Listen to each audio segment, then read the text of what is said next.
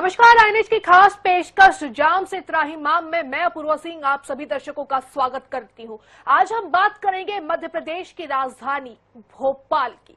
यहाँ एक बड़ी आबादी भी रहती है, जिसके चलते ट्रैफिक का दबाव भी काफी ज्यादा रहता है। लेकिन इसके अनुपात में भोपाल में ना तो पर्याप्त पुलिस बल है और ना ही पर्याप्त व्यवस्था है। जिस रफ्तार से शहर बढ़ रहा है, उसी रफ्तार से ट्रैफिक का दबाव भी अब बढ़ता जा रहा है। लाखों की संख्या में वाहन सड़कों पर दौड़ रहे हैं, लेकिन ट्रैफिक संभालने के लिए पर्याप्त व्यवस्था नहीं है। नतीजा ये है कि हर रोज लोगों को भी बहाल ट्रैफिक व्यवस्था से दो चार होना पड़ता है। इस रिपोर्ट में देखिए। भोपाल में ट्रैफिक अब सिर्फ आवाजाही नहीं, बल्कि बड़ी प्रशासनिक चुनौती बन चुका है। लाखों की संख्या में 4 पहिया, 2 पहिया वाहन सड़कों पर हर रोज दौड़ते हैं। ऐसे में ट्रैफिक की व्यवस्था को संभालने के लिए जवानों को सड़कों पर तैनात रहना पड़ता है। लेकिन विडंबना ये है कि जरूरत के हिसाब से पुलिस बल ही भोपाल में मौजूद नहीं है। नतीजा ये है कि हर रोज सड़क पर जाम के हालात बनते हैं, तो वहीं नियमों का पालन भी नहीं होता। हर साल लाखों नए वाहन सड़कों पर उतर रहे हैं, जिससे शहर की ट्रैफिक व्यवस्था पर दबाव लगातार बढ़ता जा रहा है और हालात दिन ब दिन खराब हो रहे हैं। आंकड़ों पर गौर करें तो शहर में फिलहाल 19,59,654 कुल वाहन हैं। इनमें दोपहिया वाहनों की संख्या 85,178 है। 4 पहिया वाहनों की संख्या 4,11,998 है।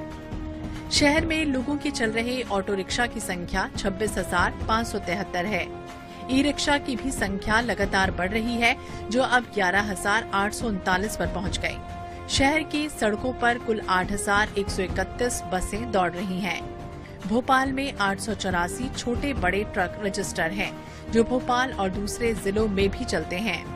अन्य वाहनों की संख्या 1,15,051 है। ये तो उन वाहनों की संख्या है जो भोपाल में रजिस्टर्ड है। दूसरे जिलों और राज्यों में रजिस्टर्ड वाहन भी भोपाल की सड़कों पर चल रहे हैं, जिसका कोई हिसाब नहीं है। इतने वाहनों के ट्रैफिक को संभाला कि शहर में 120 चेकिंग पॉइंट्स लगाए जाते हैं, लेकिन इसके लिए बल कितना है, ये भी समझिए।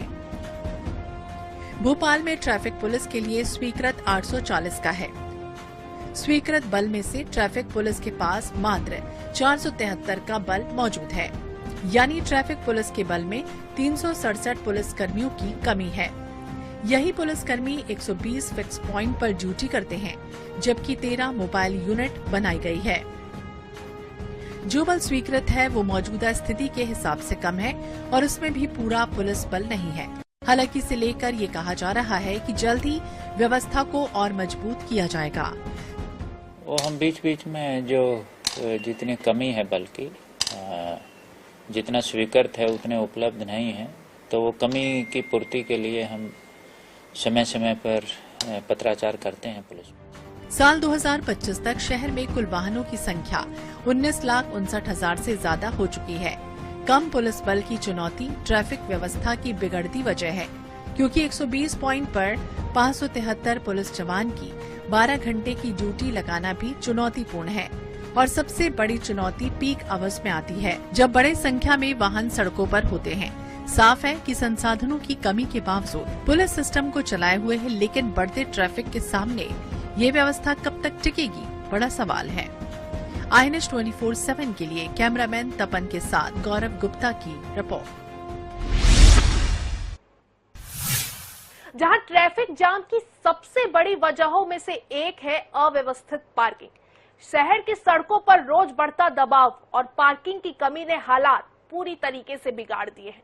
जहां पार्किंग नहीं है, वहां सड़क ही पार्किंग बन जाती है और यहीं से जाम की शुरुआत होती है।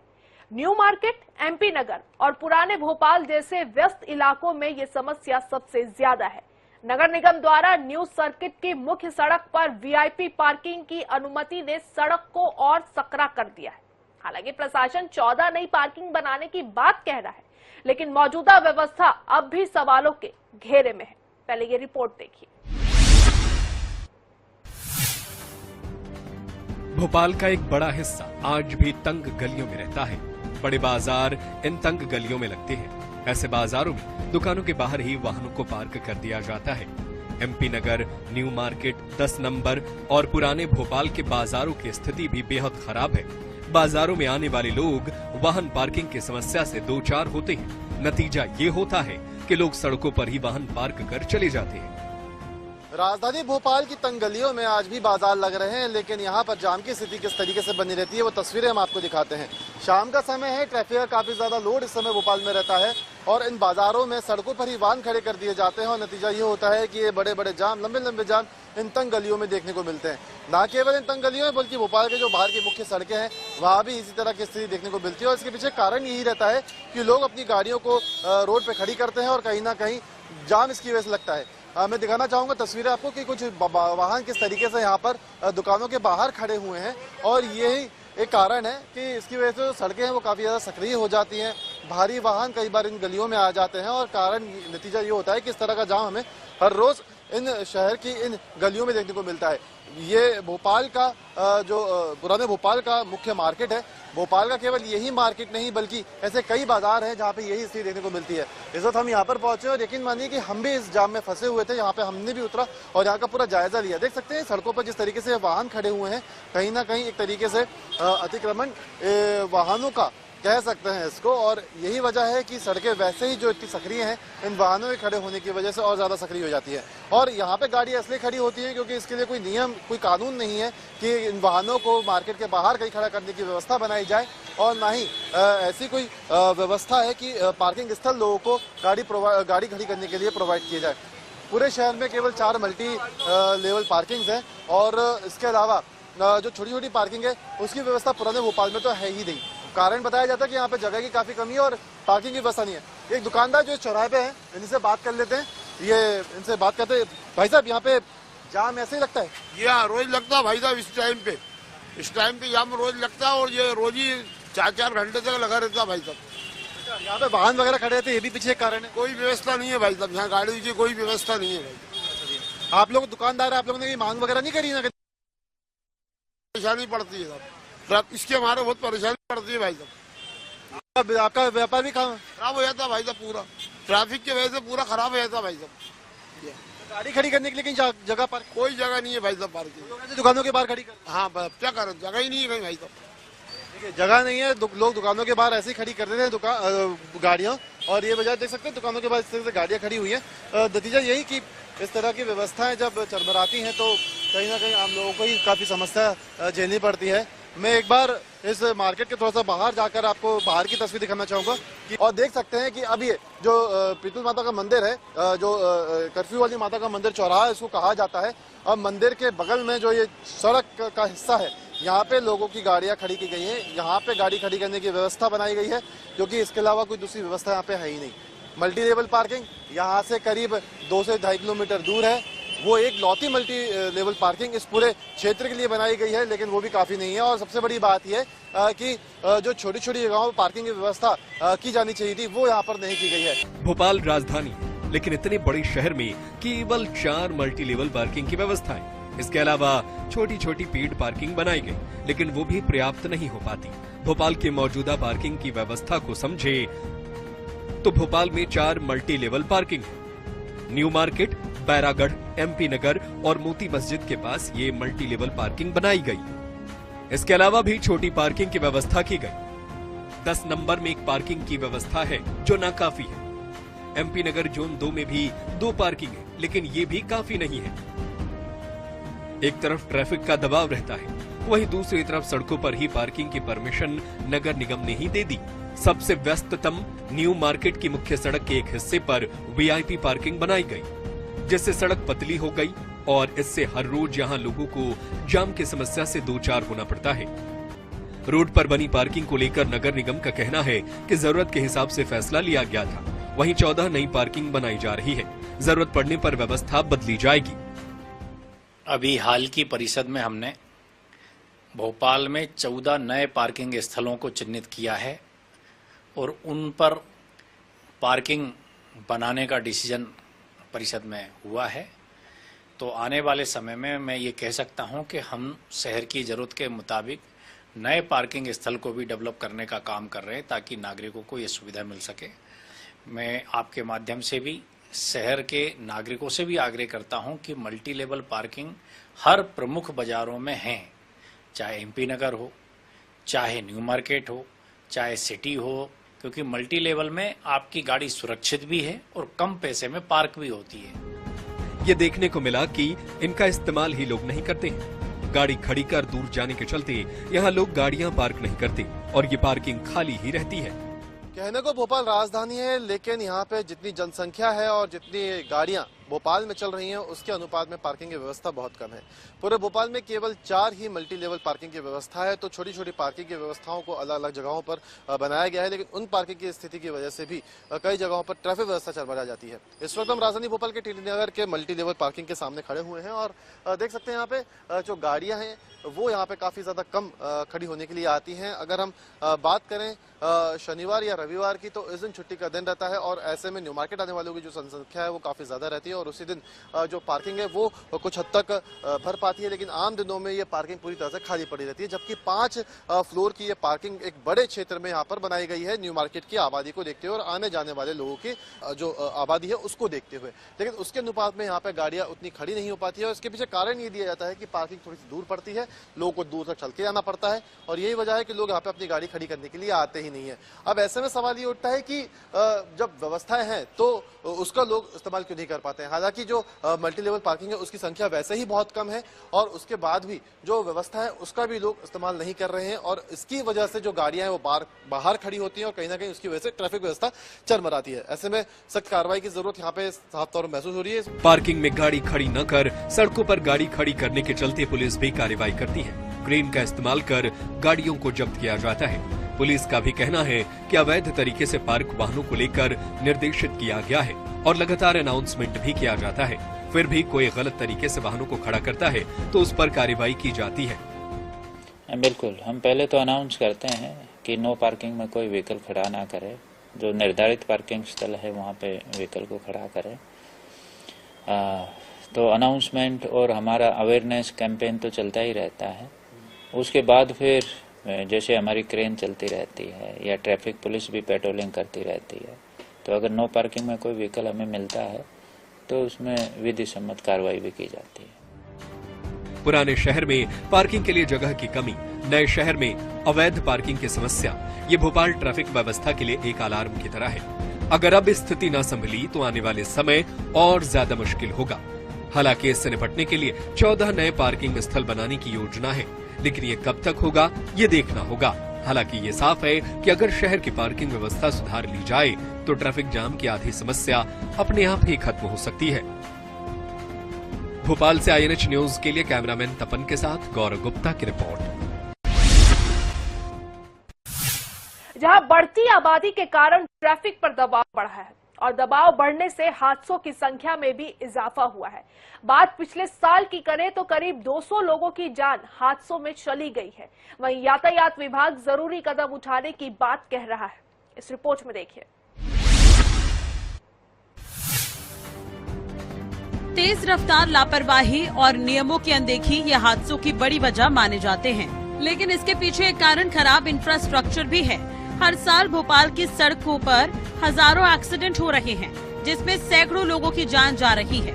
साल 2025 के आंकड़ों की बात करें तो भोपाल में 2025 में 2634 सड़क हादसे हुए हैं। इन सड़क हादसों में करीब 2000 लोग घायल हुए हैं। सड़क हादसों में मरने वालों की संख्या 186 है। हादसों की वजह कहीं खराब सड़क थी तो कहीं नियमों के पालन न करना। हादसों में ज्यादातर मौतों के पीछे का कारण तेज रफ्तार और हेलमेट ना पहनना था। नियमों के पालन को लेकर हमने भोपाल की सड़कों पर चलने वाले लोगों से भी बात की। लोगों ने भोपाल की सड़कों को लेकर मिली जुली प्रतिक्रिया दी। हालांकि कई लोग हमें बिना हेलमेट के भी वाहन चलाते नजर आए। उनसे इसके बारे में पूछा गया तो उन्होंने माना कि हेलमेट लगाना चाहिए। ट्रैफिक व्यवस्था तो ऐसा साहब, जिसको जहाँ जगह मिलती है वहाँ से निकल जाता है, कोई नियमों का पालन ही नहीं करता है ट्रैफिक। जहाँ कहीं कहीं तो आपको 6 इंच 1 फीट गहरे गड्ढे भी मिल जाएंगे कई रास्तों में सड़क पे। हाँ, हेलमेट नहीं लगाया, मेरी गलती है, नहीं लगाया हूँ, मानता हूँ। हिंदुस्तान के हिसाब से ठीक ही है, जैसे हिंदुस्तान में जैसे है जैसे एक्सपेक्ट करते हैं हिंदुस्तानियों से वैसी है। हेलमेट का नियम भोपाल में लागू नहीं हो सका है। हालांकि पुलिस का कहना है कि हेलमेट को लेकर लगातार चेकिंग की जा रही है। और इसके लिए शहर में 28 जगहों पर हेलमेट चेकिंग पॉइंट बनाए गए हैं। माइक्रोबीट सिस्टम के थ्रू हर मोहल्ले में भी जाके पुलिस हेलमेट पहनने के लिए लोगों को अवेयर करती है। बीच बीच में चालानी कार्रवाई भी होती है और ITMS में जो कैमरे लगे हुए हैं वो भी कैमरे के थ्रू भी हम ऑनलाइन चालान भी करते हैं। तो ये जो दुर्घटनाओं में जो मौत का आंकड़ा है वो जनरली हेलमेट ना पहनने से उसका काफ़ी रोल है।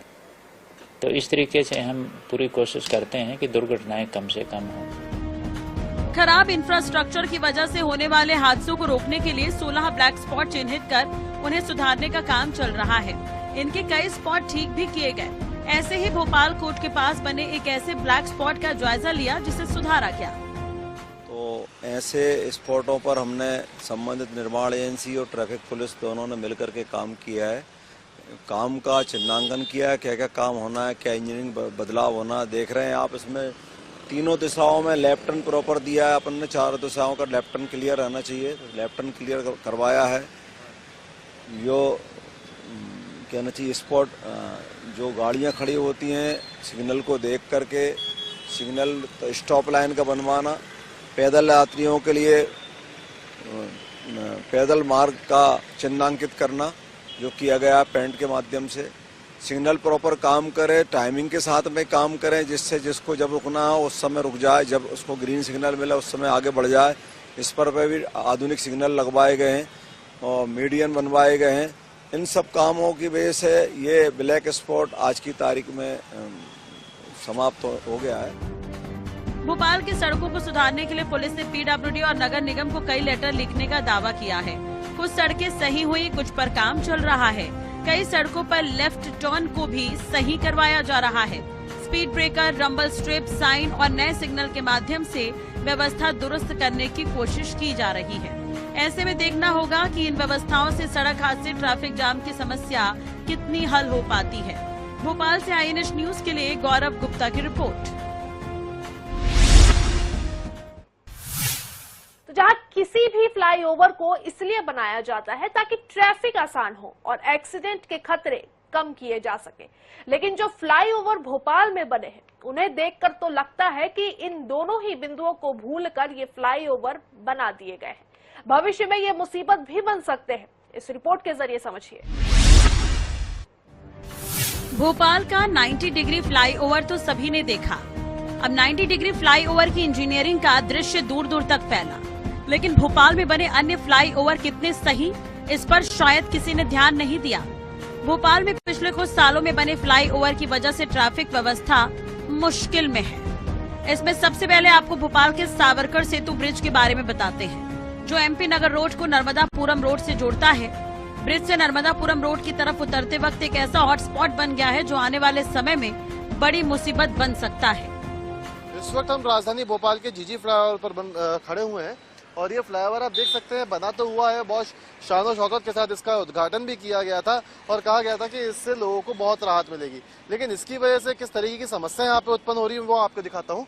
क्योंकि देख सकते हैं कि ये जो फ्लाईओवर है यहाँ से लोग उतरते हैं और ये जो फ्लाईओवर है ये भोपाल के मुख्य शहर को नर्मदापुरम रोड से जो नेशनल हाईवे है उससे जोड़ता है। ये फ्लाईओवर नीचे देख सकते हैं जो गाड़ियां यहाँ से जो सर्विस लेने हैं फ्लाईओवर के नीचे की, वो जब गाड़ी यहाँ सामने से आती है और इस फ्लाईओवर पर चढ़ने के लिए यूटर्न लेती है तो इसी फ्लाईओवर से नीचे तक उतरती हुई गाड़ियां इन गाड़ियों से टकरा सकती हैं अगर यहाँ पर ट्रैफिक का दबाव बहुत ज्यादा हो।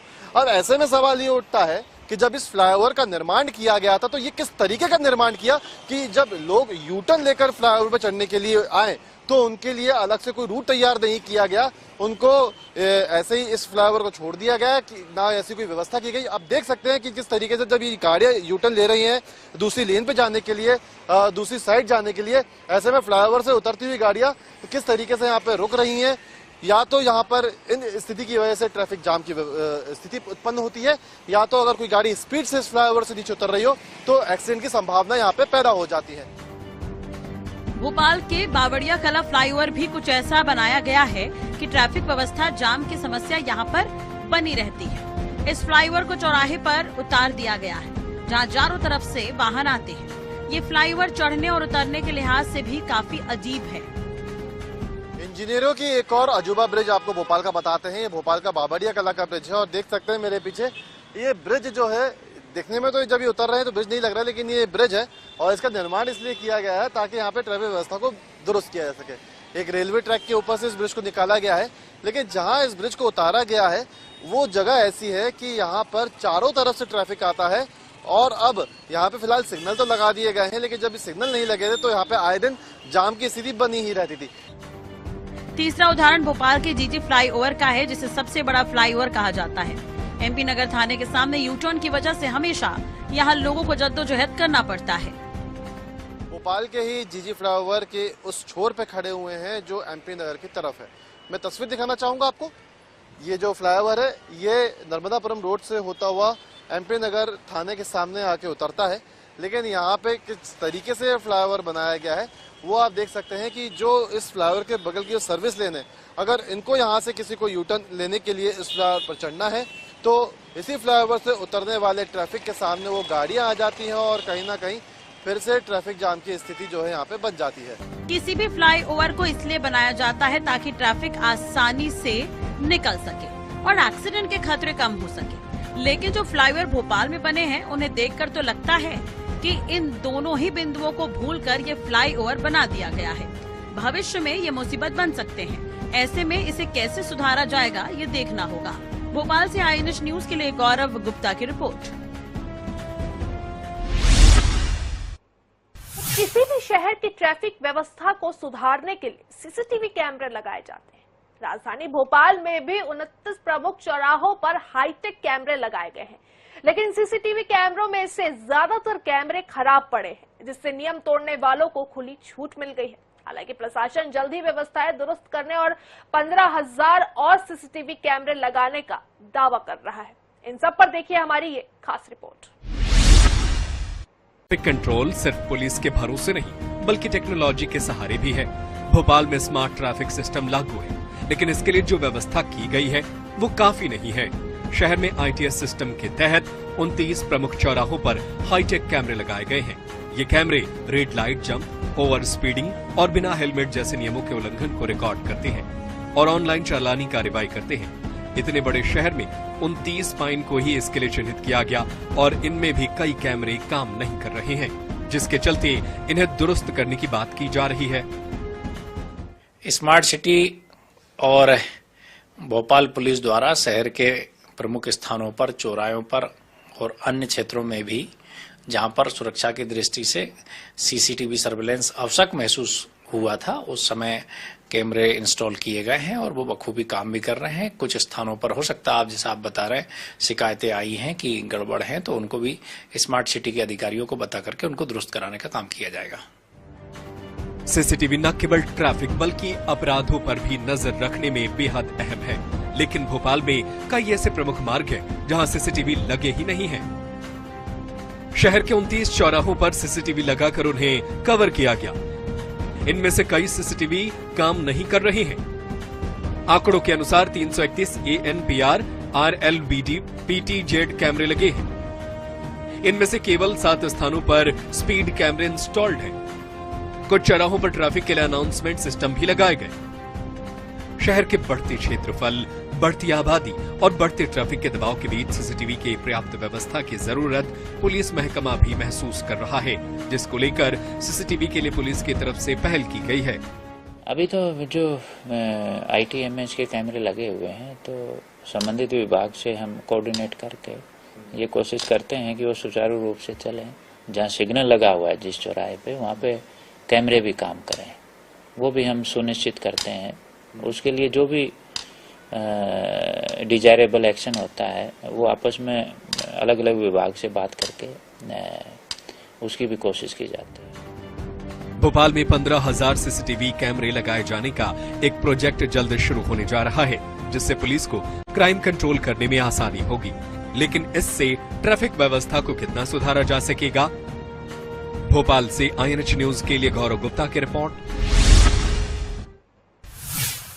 तो सवाल घूम फिर कर वही है कि आखिर आम जनता को कब तक भुगतना पड़ेगा और कब जिम्मेदार इस पूरी समस्या पर सूद लेते हुए नजर आएंगे। दावे तो तमाम किए जाते हैं, लेकिन जब धरातल पर जाकर देखो तो सब कुछ खोखला नजर आता है। अब इंतजार कि कब इस समस्या से आम जनता को निजात मिलता हुआ नजर आएगा। फिलहाल के लिए हमारी खास पेशकश में बस इतना ही। देश दुनिया, मध्य प्रदेश और छत्तीसगढ़ की खबरों से अपडेटेड रहने के लिए आप बने रहिए न्यूज के साथ। नमस्कार।